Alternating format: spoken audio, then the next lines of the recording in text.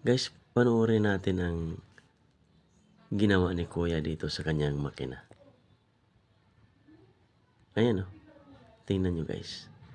Pwedeng silipin yung label lang sa kanyang makina. May salamin sa gilid. Ayos din itong ginawa ni Kuya. Ayan, tingnan nyo guys kung paano nito gawin. Binutasan lang niya sa gilid. Ayun oh. Yun, butas na. Matagas na yung langis.